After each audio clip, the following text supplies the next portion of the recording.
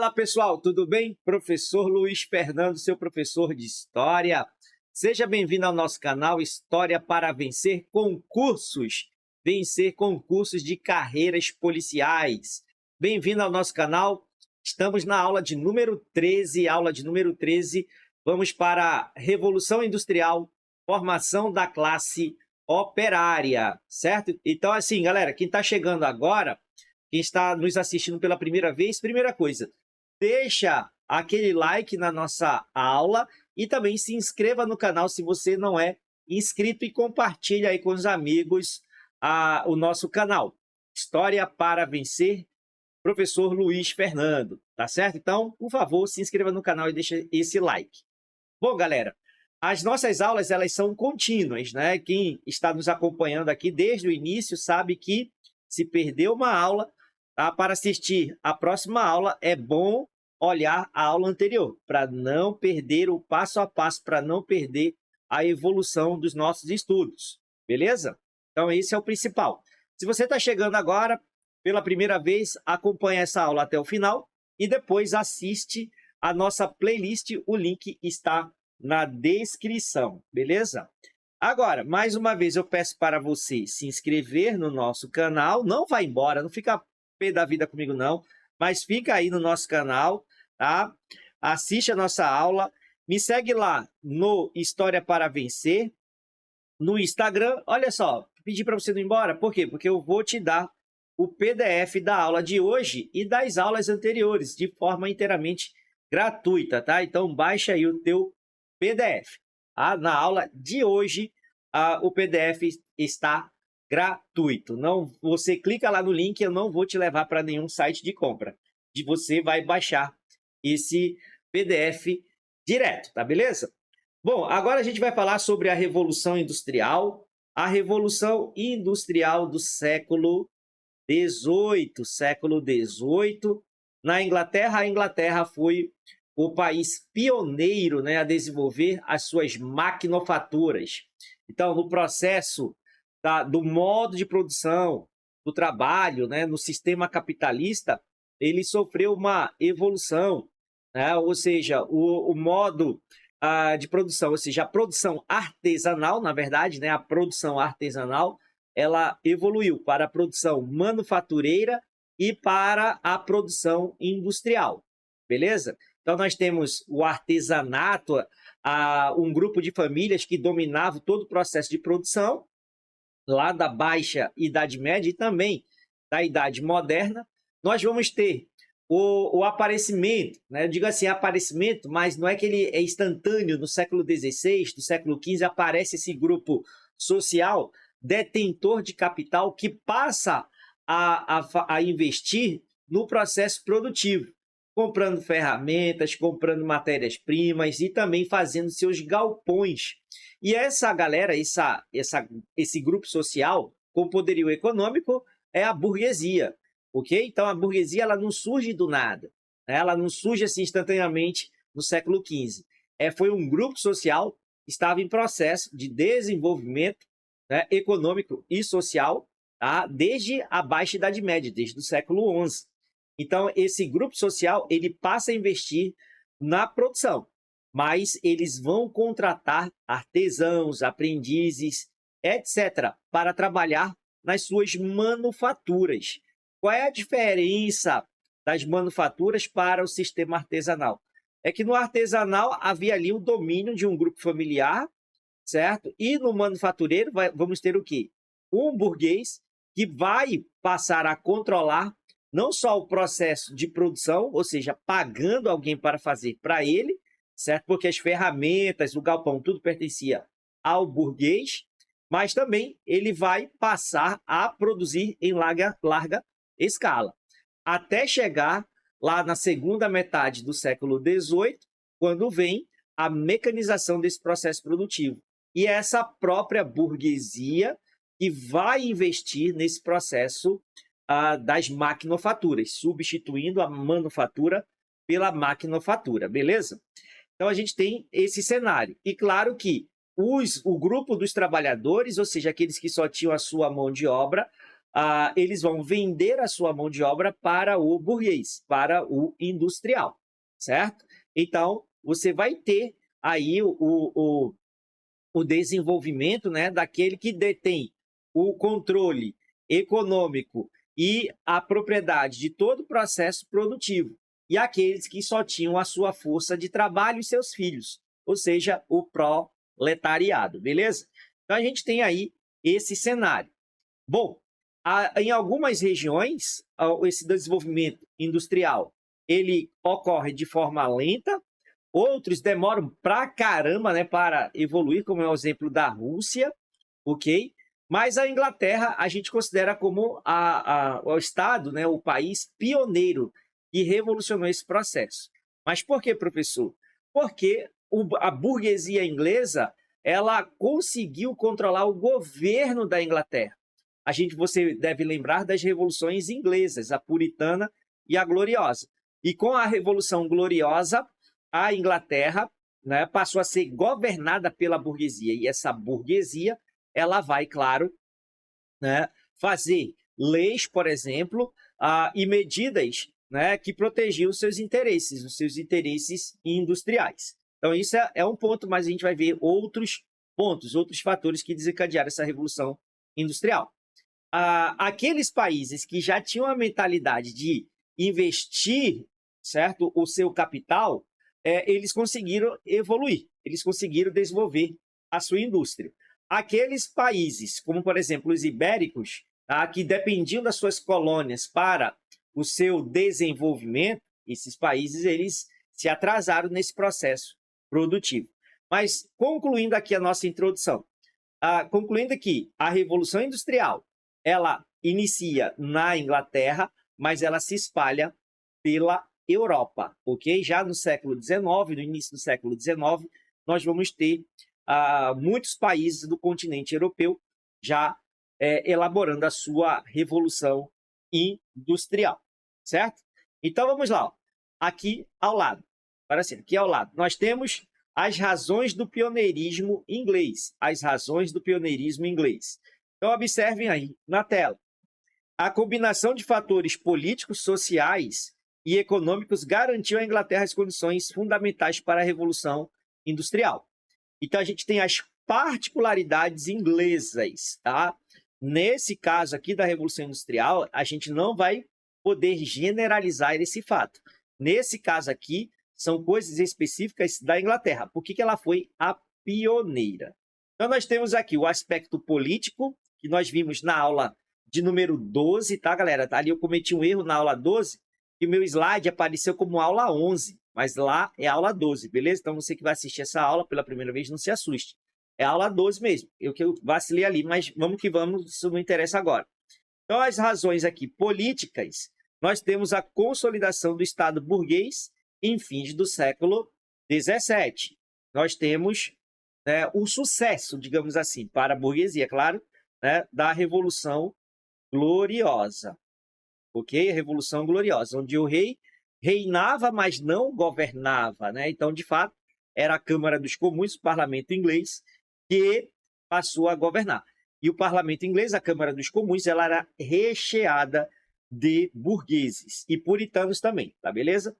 Bom, os aspectos sociais. Observe aqui embaixo, a gente vai fazer aqui um link entre os aspectos sociais e a imagem, ok? Essa imagem aqui embaixo está bem pequenininho, mas ela retrata aqui os cercamentos, a lei dos cercamentos, os enclausuries, que os ingleses fizeram, principalmente a baixa nobreza, né? Ela começou a cercar as terras comunais, para quem não lembra aí, no feudalismo, né? Num senhorio, né, feudal, existia ali 3 mansos ou 3 terras, o manso servil, o manso comunal e o manso senhorial. Então, o manso comunal, ele era o quê? Ele era comum a todas as ordens, né, a todos os grupos sociais, primeiro estado, segundo estado, terceiro estado, ok? Agora é o seguinte, por ser comum, todo mundo tinha ali o direito de usufruir dessas terras, mas a burguesia, a nobreza inglesa, ela foi se apoderando dessas terras, cercando. ok? Então, essas pessoas mais pobres, digamos assim, na Inglaterra, já não tinha mais como, né, usufruir dessas terras. E quando o reino inglês, né, torna oficial a lei dos cercamentos, aí que escafedeu-se tudo para os servos, para os trabalhadores livres, que não tem mais nem onde pegar matéria-prima para fazer algum artesanato, digamos assim. Então, você tem aí esse problema. Bom, se essas terras serão cercadas, o que vai acontecer com esse grupo social que perdeu o direito de usufruir essas terras? Bom, eles vão para os centros urbanos. Como é que é, professor? Já existia centros urbanos ali? Já existiam centros urbanos. Então, ocorre, nesse processo, na Inglaterra, o êxodo rural. Então, muitos trabalhadores expropriados, eles vão morar nas cidades à procura de trabalho, beleza? Você lembra, por exemplo, pessoal, você lembra da corporação de ofício? Lembra disso? Isso existia na Inglaterra também, certo? E essas corporações, elas não vão, por exemplo, abraçar todos os camponeses sem terra que estão em direção às cidades, e essas corporações de ofício, elas serão, digamos assim, dissolvidas, né? Eu não quero usar a palavra destruídas, mas elas vão desaparecendo ao longo do tempo na Inglaterra, porque elas perdem espaço, essas oficinas artesanais perdem espaço para as manufaturas. Inclusive, esses nobres, né, que estão se apropriando dessas terras, cercando-a ou comprando as terras para cercá-las depois, eles vão ter uma mentalidade burguesa, certo? É uma aristocracia com mentalidade burguesa, ok? Então, você tem vários aspectos aqui sociais. E aqui, por último, lendo aqui a disponibilidade da mão de obra gerada pelo processo de cercamento das áreas agrícolas.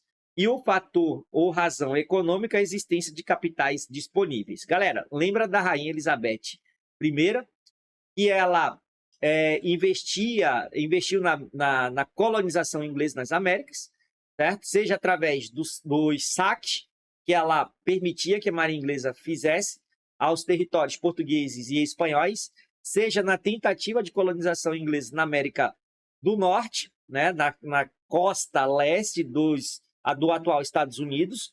Os ingleses fundam lá a colônia da Virgínia, e também ela emitia a Carta do Corso, ou seja, o direito da marinha inglesa a praticar a pirataria, certo? Então, várias situações vão provocando o acúmulo de capital na Inglaterra, ok? E junto lá com as revoluções inglesas, é criado também o Banco da Inglaterra, um banco estatal, que vai poder financiar com esse dinheiro, digamos assim, né? Com essa riqueza adquirida desde a Rainha Elizabeth I, saques, colonização, pirataria e tal. Então, desde os tempos de Elizabeth I, eles conseguiram fazer uma reserva de capital.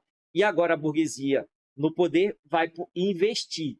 O banco empresta dinheiro para aquele que quer investir, ok? Então, existência de capitais econômicos.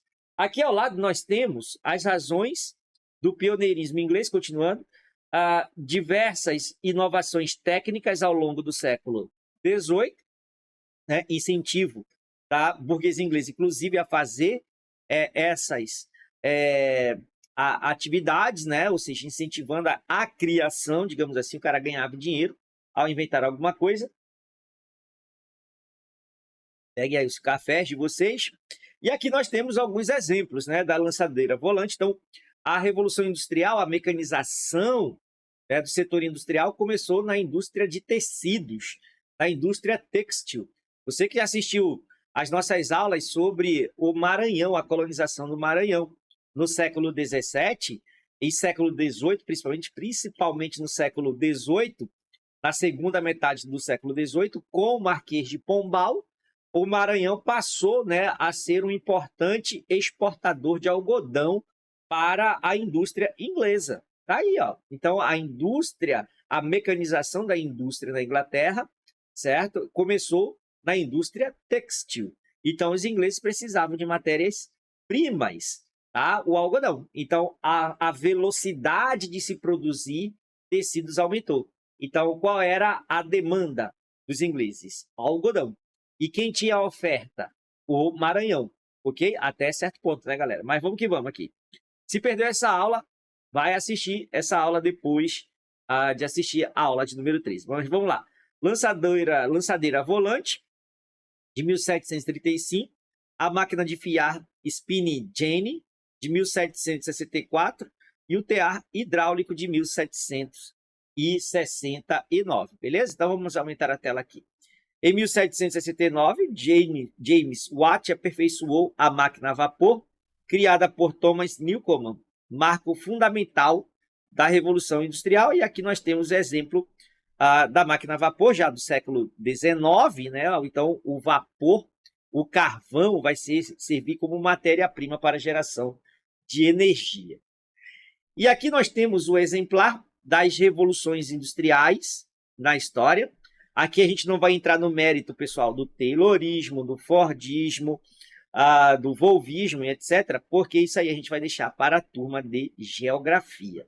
Então, aqui só para indicar, primeira Revolução Industrial, a máquina a vapor, que era o principal, e a fonte de energia era o carvão, o tear mecânico, segunda Revolução Industrial. Isso aqui é a segunda metade do século XIX, ok? Já a partir de 1870. Então, você tem assim, né? Sempre o período de 100 anos. Revolução Industrial, 1700, 1770. 1770, alguns historiadores colocam como 1763. Vamos botar assim, 1770 a 1870, a primeira Revolução Industrial. E de 1870 a 1960 ou 70, você tem ali a segunda Revolução Industrial. A eletricidade e o petróleo passa a ser a fonte de energia, produção em massa e a linha de montagem. Já na terceira Revolução Industrial, século XX, né, você vai ter a energia nuclear. Vamos ter também as energias renováveis, e o início de tudo aí, né? As hidrelétricas, por exemplo, no Brasil, avanços eletrônicos, novas tecnologias, produção automatizada. E a quarta Revolução Industrial é o século XXI, é o de agora. Nós temos aí a produção inteligente, indústria 4.0, esferas física, digital e biológica. Então, você tem aí as etapas da Revolução Industrial. Beleza. Formação da classe operária. Aí, professor, mas espera aí, antes de mudar de assunto, e qual é a política econômica desse período? Ora, galera, você não lembra da aula de iluminismo? Então, a política econômica agora vai ser o quê? Vai ser o capitalismo, mas só que o capitalismo industrial e o liberalismo econômico, certo? Como princípio, beleza? Liberalismo econômico. Sem intervenção do Estado na economia, ou como alguns gostam de falar aí, né? A intervenção mínima do Estado na economia. Então, as ideias do Adam Smith, ela vai servir ali como, né, a forma de pensar, né, da indústria, o laissez-passer, laissez-faire, né? Deixar e passar, deixar e fazer, ok? Laissez-passer, laissez-passer. Então, intervenção mínima do Estado. O Estado protege, né, a burguesia, o comerciante, o transporte de mercadoria de um lado para o outro. Tá? O Estado vai fazer. Mas o que vai reger, né, o desenvolvimento econômico do país, a lei da oferta e da procura, que regulamenta o mercado é a lei da oferta e da procura, beleza? Então, o princípio política econômica agora é o liberalismo econômico. Então, professor, quer dizer que o mercantilismo acabou-se de vez ali, no século XVIII. Não, galera. Apesar de, na tela anterior, nós falarmos sobre a primeira revolução, o tempo cronológico de cada uma, primeira revolução industrial, segunda, terceira e quarta revolução, não é um processo abrupto, certo? Um processo não termina abruptamente e o outro se inicia logo em seguida. Não é assim. É todo um processo de transição. Então, por exemplo, no nosso país, e toda a indústria brasileira tem indústria 4.0, certo? Tu vai numa loja aí, São Paulo, qualquer, 3 ou 4 lojas, no São Paulo, São Luís. Tu chega lá na concessionária e fala, olha, eu quero um carro conversível com a cor roxa, com azul e amarelo, com rodas de liga leve, aro 18, não sei o que, e tal. motor 2.0, ar-condicionado eu quero que fique frio a certa medida, certa temperatura. Se aumentando a temperatura externa, eu quero que esse ar ele automaticamente, né, diminua a temperatura. Tem isso, aí você faz isso tudo, né? O cara anota tudo ali no tablet, no computador, aí beleza. No final da compra ele fala, senhor, daqui a 5 dias volte para pegar o seu carro. Tem isso na tua cidade? Certo? Tem aí 4, 5 lojas que fazem esse tipo de serviço? Não, pô. Entendeu? A gente ainda tem as montadoras, nós temos aí a indústria automobilística, certo? Que ainda não chegaram aqui no Brasil, que ainda não avançaram na indústria 4.0. Então se liga, nada é abrupto, tudo há um período de transição, beleza? Tudo é gradual, pronto, tudo é gradual. Aí vamos lá agora a exploração dos trabalhadores. A exploração dos trabalhadores e das trabalhadoras. Então vamos lá. Os operários das primeiras fábricas trabalhavam em condições insalubres, com longas jornadas de trabalho, salários baixos e condições de vida precárias. Para baratear os custos de produção, os burgueses também utilizavam o trabalho infantil e o feminino, e os operários perderam o controle sobre o processo de produção e os frutos de seu trabalho. O ritmo passou a ser determinado pelas máquinas. Não havia nenhum sistema social de proteção aos trabalhadores. Ora, professor, por que isso aconteceu? Ora, aconteceu porque na Inglaterra, quem tinha o controle do governo era a burguesia. Então, não existiam leis trabalhistas, leis que protegiam o trabalhador contra abusos. Então, o trabalho infantil era permitido, o trabalho feminino também, cargas excessivas de horas de trabalho, a 12 horas de trabalho, demissão sem justa causa ou justa causa, o cara não recebia nada, certo? Então, tudo isso tinha e tudo isso acontecia, e claro que os trabalhadores, eles se manifestaram contra isso. Então, a gente tem aqui 2 movimentos importantes da primeira metade do século XIX, que é o ludismo e o cartismo, ok? Então, assim, a diferença básica, para se cair na tua prova e não errar mais, o ludismo, certo? Eles queriam chamar a atenção da classe trabalhadora, dos industriais, da burguesia, quanto aos seus problemas, certo? Quanto aos seus problemas. Então, eles queriam chamar a atenção. Queriam chamar a atenção também na questão dos salários baixos, tá? E quão perverso era a mecanização. Pouca máquina, muitos trabalhadores desempregados. Então, eles vão fazer as suas manifestações exigindo direitos, certo? Direitos.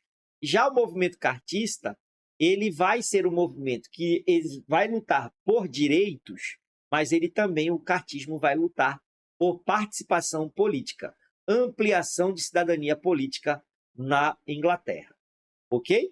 Então, essa é a diferença básica, tá? É que o cartismo, em relação ao ludismo, era mais organizado e havia também os interesses políticos, além, claro, dos interesses por direitos trabalhistas. Então, vamos lá. Movimento de destruição das máquinas consideradas responsáveis pela exploração dos trabalhadores. O nome é uma referência a Ned Ludd, que, segundo a tradição, teria começado o movimento. Alastrou-se pelas áreas industriais, muitos de seus líderes foram presos e enforcados. Já o cartismo, os operários ingleses buscavam direito de participação política. Em 1838 surgiu o movimento cartista, que reivindicava o direito dos operários de participarem das eleições e do parlamento. Aqui, os cartistas, eles queriam o sufrágio universal. Sufrágio universal masculino. Tá? Masculino, beleza? Sufrágio universal. As manifestações fracassaram, a burguesia forte e controlando o poder, né? Não aceita todas as manifestações, tá? Já eu falo sobre isso, e o século XIX e as condições de trabalho dos operários começaram a melhorar. O caso é o seguinte, não é que o movimento cartista, de novo, fez o parlamento inglês atender às suas reivindicações. Não é que foi um sucesso total, assim como está aqui, né? A interpretação não é literal desse último item. Por quê? Porque o parlamento inglês ele foi cedendo direitos aos trabalhadores ao longo do século XIX. É tipo assim, pois a burguesia soberba inglesa, ela jamais imaginava que os trabalhadores iam fazer uma manifestação tão foda quanto foi o cartismo.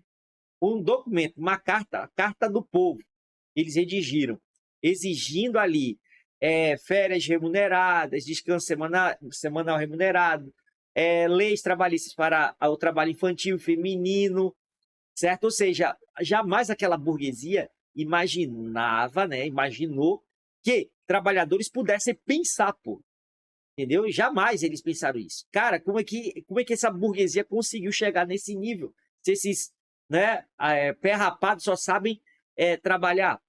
Então isso assustou, ok? O movimento fracasso, porque teve uma chuva poderosa, isso é mais curiosidade que a história, teve uma chuva lá tremendo que o movimento não conseguiu, né, o movimento sólido, com muita gente, não conseguiu chegar lá na sede do parlamento para entregar a carta. Então, inicialmente, assim, foi um fracasso, certo? Mas, ao longo do século XIX, ao longo do século XX e XXI, os trabalhadores vêm conquistando direitos. Entendeu o que eu quero dizer? Então, o movimento cartista, tá? ele inicia um processo, tá? Da luta dos trabalhadores, beleza? Ele inicia um processo, ok? Novas organizações vão somando, engrossando o caldo na luta dos trabalhadores por direitos, na Inglaterra e no resto da Europa e depois nas Américas. Bom, aí aqui nós temos o surgimento das ideias socialistas e anarquistas, formação da classe operária. Vamos lá. Para os pensadores do liberalismo clássico, as bases do avanço da humanidade estavam na razão, na ciência e no progresso. Mas as péssimas condições de vida dos trabalhadores industriais durante o século XIX mostravam que a era do progresso e das grandes descobertas no campo da ciência não tinham vencido a pobreza e a exploração do trabalho. Surgimento de teorias que defendiam a humanização do capitalismo ou a sua destruição. As razões do pioneirismo inglês. Nós temos 3 dessas teorias que se destacaram: o socialismo utópico científico e o anarquismo. Os socialistas utópicos criticavam as mazelas do sistema capitalista, exploração e pobreza, não questionavam a propriedade privada e a divisão da sociedade em classes. Propunham mudanças em busca de uma sociedade mais justa e igualitária. Entre seus pensadores podemos destacar Saint-Simon, Charles Fourier e Robert Owen. Então, os socialistas utópicos queriam o direito de participação política dos trabalhadores, queriam atenuar o peso do capitalismo sobre a classe trabalhadora, certo? Mas era uma ideia de iniciativa burguesa, certo? De iniciativa burguesa. Segundo Karl Marx, por isso o socialismo utópico fracassou. Já o socialismo científico, criado aí pelas duas figuras, o Marx e o Engels, tá? Então fica aí a charada para você saber se você está vendo o Marx pela primeira vez, se você fala mal do Marx e nunca viu o Marx, está aqui ele, certo? Tá? Quando eu falo mal do Marx, né, por causa da questão do viés, né, político-ideológico partidário da nossa nação, né, que generaliza tudo, não vê a importância filosófica e histórica de Marx. Tá, beleza? Não interprete que eu estou falando de uma questão de um viés político partidário. Estamos falando de história, certo? Então vamos lá. Karl Marx, 1818-1883, Friedrich Engels, 1820-1895, desenvolveram uma profunda análise do capitalismo com o objetivo de proporcionar aos trabalhadores uma teoria e um programa de ação para a derrubada do sistema capitalista, construção do socialismo. Beleza? Ai, professor, por que tu falou do Marx? Cara, nem inventa de escrever besteira aí no chat, beleza? Vamos falar de história, vamos falar de concurso, tá bom? Então, não seja digamos assim, pratique a sua dialética, certo? Você tem um pensamento político, certo? Você concorda com diversas ideias, você tem, né, todo o seu direito, inclusive, de ouvir conversas ou ideias contrárias à sua, certo? Você forma mais a sua opinião ouvindo opiniões diversas à sua, certo? E como a gente chama isso? De dialética. Então, pratique a sua dialética, certo? De ouvir e entender as ideias contrárias à sua. Mas vamos que vamos. Aqui a gente não vai entrar no mérito da questão do marxismo científico, ou melhor, do socialismo científico, beleza? Estamos fazendo aí a breve análise histórica, que é o que nos interessa para matar as questões da UEMA, beleza, policial? Vamos lá. Já aqui nós temos o ideário anarquista. O anarquismo surgiu ainda no século XVIII, quando William Godwin, 1756 a 1836, propôs uma sociedade sem propriedade privada e sem formas de autoridade. Em meados do século XIX, essas ideias foram desenvolvidas por outros teóricos, como Proudhon, Bakunin, Stirner, Malatesta, Kropotkin e Tolstói. Bom, as bases fundamentais do anarquismo: livre associação dos trabalhadores, inexistência do Estado, superação de qualquer autoridade, família, igreja e etc. Bom, a outra forma de luta da classe operária, o sindicalismo, ao longo do século XIX, tá? Olha só, sindicatos surgiram na Inglaterra na segunda metade do século XVIII, mas eles não podiam exercer, certo? Só no século XIX que eles vão tendo aí o direito de se organizar em sindicatos. E em seguida, na França, foram proibidos pela legislação, mas funcionavam clandestinamente. Em fins do século XIX, foi liberado o funcionamento dessas instituições. E assim, não é no mundo, foi liberado no mundo, não é assim, galera. Tá? Vai variar de país para país, ok? E logo em seguida, os sindicatos se espalharam pela Europa, Estados Unidos e América Latina. Como é que era o sindicalismo no Brasil no início do século XX? Olha, no Brasil, os sindicatos ganharam força no século XX, influenciados por correntes marxistas, social-democratas e anarquistas. Professor, mas como é que essas ideias chegaram no Brasil? O Brasil era agrário exportador. Perfeito, excelente pergunta, guerreiro e guerreira.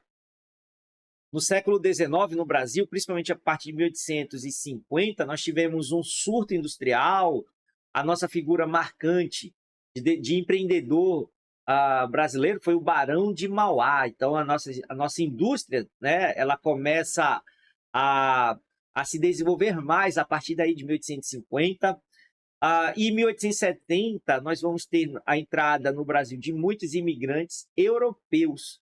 E esses imigrantes europeus, além da experiência industrial, eles também, alguns imigrantes, trazem o pensamento ideológico, né? A ideologia que estava ocorrendo lá na Europa, como o socialismo, o anarquismo, beleza? O nacionalismo também entra aqui no Brasil. Tranquilo? Então, esse conceito de sindicatos chega ao Brasil, entra no Brasil através desses imigrantes europeus, principalmente italianos. O anarcossindicalismo, corrente sindical trazida ao Brasil pelos imigrantes italianos, defendia a construção de uma sociedade de indivíduos livres que só seria possível pela ação direta dos trabalhadores por meio de uma greve geral. Então, aqui no Brasil, no início do século XX, predominou o anarcossindicalismo. Tranquilos? Beleza? Bom, e as mulheres? A luta das mulheres e das trabalhadoras. As mudanças propiciadas pela sociedade industrial e pelas ideias liberais foram mais intensas na Grã-Bretanha, na França e nos Estados Unidos, onde surgiram movimentos de defesa dos direitos das mulheres. Até então, as mulheres ricas eram educadas para o casamento e para a submissão do marido. E as mulheres pobres? Tá aqui, ó. As mulheres pobres trabalhavam nas fábricas, recebiam salários menores que os dos homens, enfrentavam dupla jornada de trabalho na indústria e em casa. Muitas mulheres sofriam maus tratos e não havia leis que as protegessem.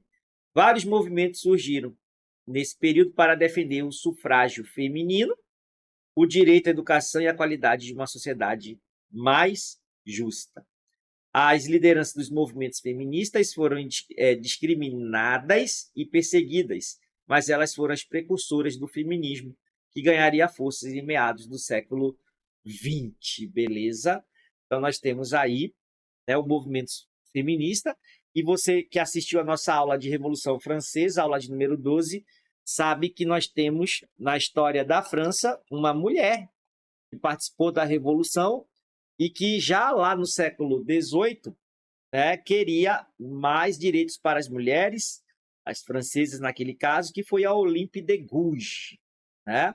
E o movimento sufragista, mudando aqui de foco, né, o movimento sufragista das inglesas, né, das mulheres inglesas, né, os cartistas queriam o sufrágio universal masculino, certo? E, aí, posteriormente ao cartismo, o movimento feminista e sufragista na Inglaterra, ele toma força, o movimento sufragista toma força, onde as mulheres vão lutar por direito de voto, por exemplo. Tranquilos? Então, agora nós temos aqui os nossos exercícios. Vamos lá para os nossos exercícios. Está aí na tela, né, a nossa primeira questão. Então, vamos aqui a respondê-la. Vamos lá.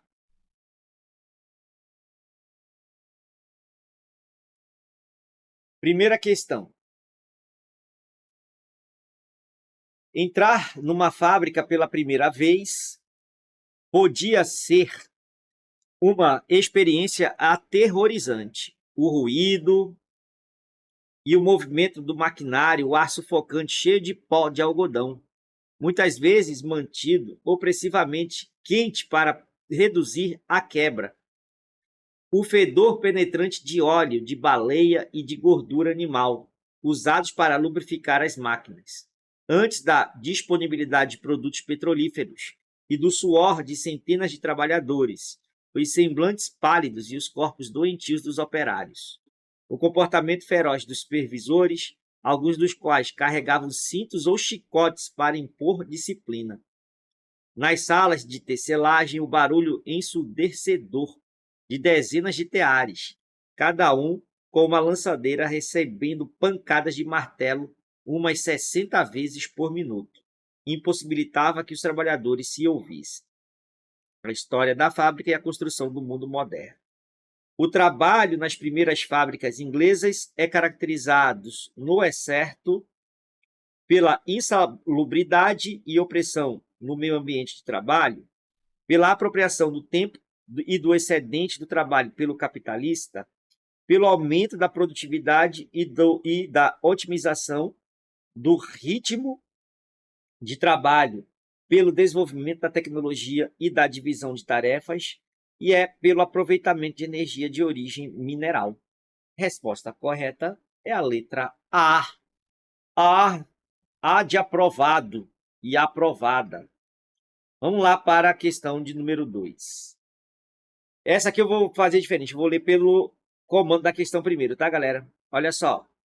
Sobre a Revolução Industrial, assinale a alternativa correta. Bom, só por aqui já dá para a gente responder, né? Sobre a Revolução Industrial, sem a leitura do texto.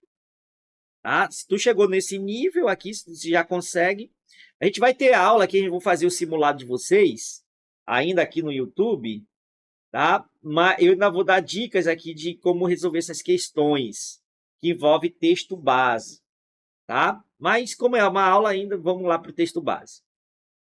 O que significa a frase a Revolução Industrial explodiu?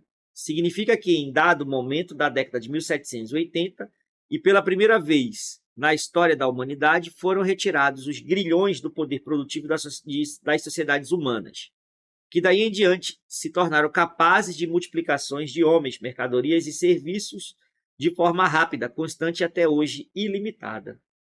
Nenhuma outra invenção da Revolução Industrial incendiou tanto a imaginação quanto a ferrovia. Indubitavelmente, a razão é que nenhuma outra invenção revelava para o leigo, de forma tão cabal, o poder e a velocidade da nova era.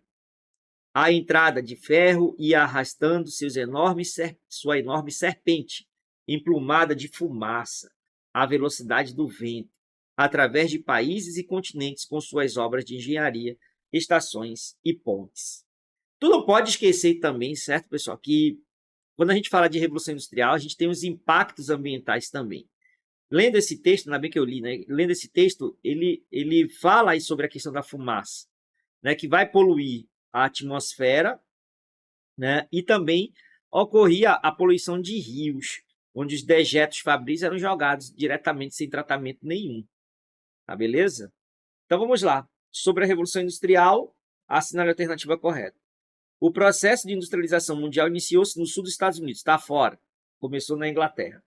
Teve início na Inglaterra no século XVIII, espalhou-se pela Europa e outras partes do mundo, consolidando o capitalismo industrial a partir das transformações tecnológicas relacionadas às máquinas a vapor. Está aqui a resposta correta. Tá vendo? Ele deu aqui um texto bacana, tranquilo, do Hobsbawm, né? Mas só esse tipo de pergunta sobre a Revolução Industrial. Entendeu? Se fosse assim, sobre a Revolução Industrial, é correto afirmar. Sobre a Revolução Industrial, é correto afirmar. Tá? Sobre a Revolução Industrial, indique a correta.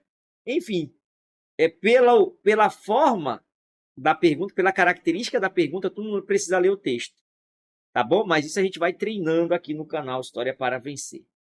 Vamos lá para a questão de número 3. As revoluções industriais não podem ser explicadas somente pelas invenções ou descobertas de novas máquinas, fontes de energia, materiais ou métodos. Esses foram os fatores fundamentais no desenvolvimento da economia nos últimos 2 séculos e meio. Antes, já existiam máquinas, como as da imprensa e os moinhos hidráulicos. Contudo, a difusão das máquinas, chamada de maquinismo, caracteriza e diferencia esse período em relação aos anteriores. A fonte nos diz: inovação e revoluções industriais, uma apresentação das mudanças tecnológicas determinantes nos séculos XVIII e XIX. Foram características da primeira e da segunda fase do movimento descrito no texto, respectivamente. Olha só, foram características da primeira e da segunda fase. Pô, isso aqui é fácil. Vamos lá, máquinas de fiar e energia a vapor. Primeira fase, segunda fase, eletricidade e aço. Que é a siderurgia, eu não falei para vocês, galera. Lá na segunda revolução industrial, vamos ter o quê? A eletricidade como fonte de energia, o petróleo e o aço. Tá? O aço, a siderurgia. Ok?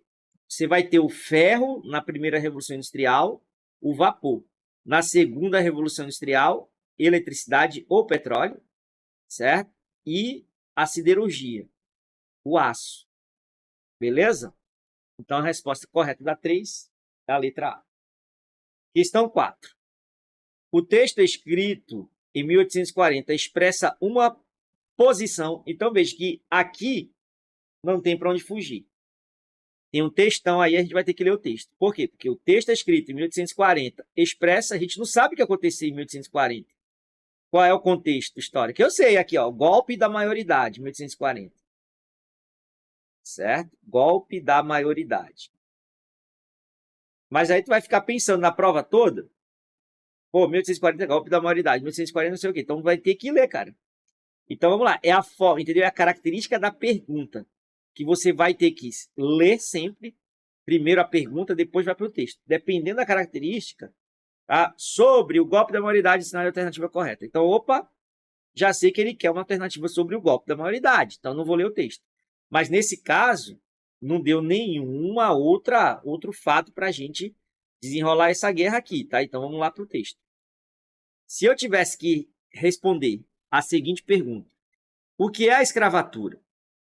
E respondesse sem hesitar: é o assassínio, o meu pensamento ficaria perfeitamente expresso. Não precisarei de fazer um grande discurso para mostrar que o poder de privar o homem do pensamento, da vontade, da personalidade, é um poder de vida e morte e que fazer de um homem escravo equivale a assassiná-lo. Isso aqui é o homem branco falando, tá, galera? Vamos lá. Por que, então, a essa outra pergunta? O que é a propriedade? Não posso responder simplesmente. É o roubo, ficando com a certeza de que me entendem, embora esta segunda proposição não seja mais que a primeira, transformada. Então tá aí, a propriedade e a liberdade, certo? Esse texto escrito em 1840 expressa uma posição anarquista de crítica ao direito à propriedade e de defesa do valor supremo da liberdade, comunista de crítica à burguesia e de defesa da revolução social como forma de construir um Estado proletário. Bom, comunismo queria o fim da desigualdade social. Vamos lá. Karl Marx, pensamento dele. Então você tem aqui a evolução do capitalismo segundo Marx. Capitalismo. Aqui, ó, capitalismo. Beleza? Aí o segundo Marx, haveria o socialismo. Aqui haveria uma inversão da sociedade, que era para existir.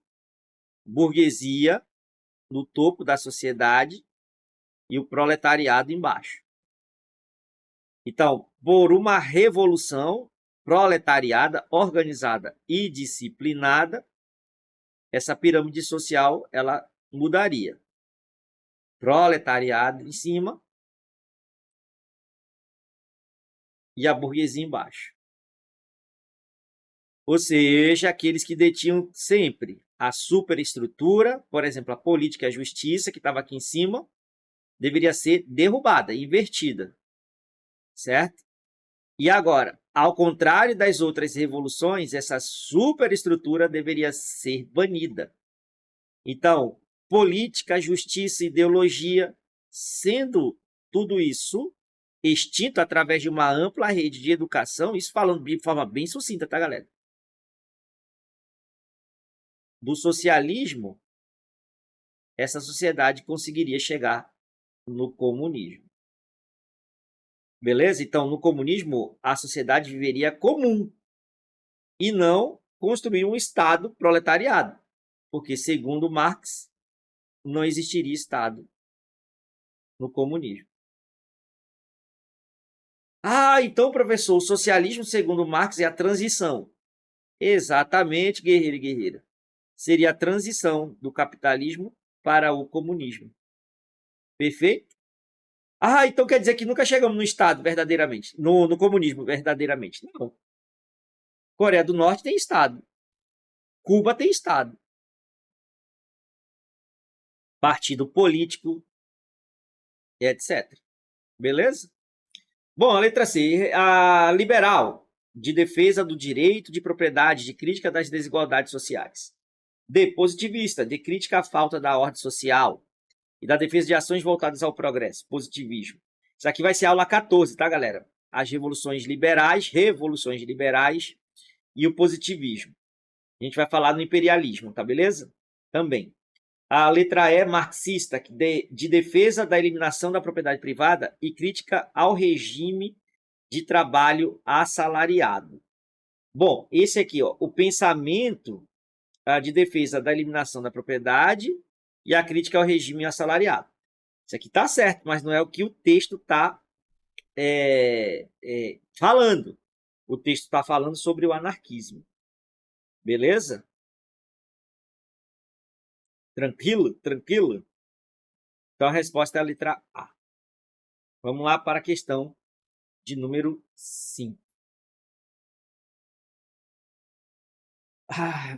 No ano de 2021, ocorreu em Glasgow a COP26, Conferência Mundial do Clima e do Meio Ambiente, onde novamente se afirmaram os problemas derivados do uso de combustíveis fósseis. O momento em que esse tipo de combustível passa a fazer parte da pauta energética está descrito em A Revolução Industrial Inglesa do século XVIII inicia em escala econômica e o uso do carvão para estabelecer os parâmetros que conduzem ao desenvolvimento do capitalismo industrial, assegurando a urbanização e a industrialização no decorrer dos séculos XIX e XX, mas provocando os primeiros sinais de poluição do meio ambiente, já que de cara a resposta é a letra A. Questão 6. As exportações de algodão aumentaram de maneira vertiginosa de 3.000 fardos em 1790 a 178 mil em 1810 e a 4,5 milhões em 1860. Em torno de 1820, os Estados Unidos haviam se convertido no maior produtor mundial de algodão e 10 estados e territórios dependiam em grande medida do sistema de plantações. No período mencionado no excerto, ou seja, no texto, o crescimento vertiginoso da produção algodoeira dos Estados Unidos resultou do processo de desenvolvimento da indústria têxtil na Inglaterra. Quem não citou o nosso Maranhão aqui do século XVIII, velho? Pô, essa questão poderia ser melhor, né? Citando Maranhão. Vamos lá, questão de número 7. Utopia é uma visão de sociedade imaginária, construída a partir da crítica de uma sociedade existente. Essa ideia foi inaugurada por meio da obra Utopia, de Thomas More, publicada em 1516, que se constituiu em uma crítica profunda a determinadas atitudes das classes dominantes da Inglaterra, dentre as quais encontravam-se os chamados cercamentos, enclosures, que, na prática, o que era a lei de cercamentos? Expulsar os camponeses de terras comuns, criando direitos legais de propriedade. Pô, só letra A hoje, hein, galera? O professor tá indo muito rápido. Tu dá pausa aí, cara. Dá pausa aí. Aí responde depois. Tu vê o gabarito. Ah, não vai comentar ou não? Não, pô, a gente acabou de ver a aula teórica. Nas aulas de revisões, aí a gente vai fazendo questão por questão. Agora tu treina a teoria e exercício. Vamos lá. Os carneiros, antes animais tão delicados e inofensivos, tornaram-se devoradores de homens. A frase de Moros faz alusão a um dos principais fatores que antecedeu a Revolução Industrial, conhecido como carneiros, antes animais tão delicados e inofensivos, tornaram-se devoradores de homens. O caso é o seguinte: os carneiros eram criados livremente. Era livre. Ou seja, seria uma pecuária extensiva, é isso que eu quero dizer. Pecuária extensiva. Mas com os cercamentos, aqui a porteira aqui da terra cercada, os carneirinhos estão aqui dentro. Então, eles são ofensivos agora para quem? Para a classe trabalhadora, que antes podia viver nas terras comunais, agora não pode, que são expulsas das terras comunais. Então, a resposta correta daqui, na letra A, as doenças provocadas pelas condições de trabalho, o surgimento da propriedade privada, não, né, galera? Surgimento, não. Os cercamentos, professor, o surgimento de propriedade privada, gente, você tem que lembrar das nossas aulas anteriores, tá? Grécia e Roma. Onde você vai ter ali, né, a criação do conceito de propriedade privada, propriedade individual. Propriedade individual, fala aqui, certo? De terra individualizada. Lá dos tempos dos romanos, ou melhor, dos egípcios e mesopotâmicos, a propriedade, a terra, rio, pertencia ao Estado. Certo? Bom, vamos lá. E a letra C, os cercamentos dos campos. A letra C é a correta. Tá? Então, galera, finalizamos aí a nossa aula de número 13. Certo? Ficamos por aqui. Nos acompanhe aqui no YouTube, aula completa para o concurso /vestibular CFO Polícia Militar do Maranhão. Se inscreva no canal, deixa like, forte abraço Brasil e até uma próxima.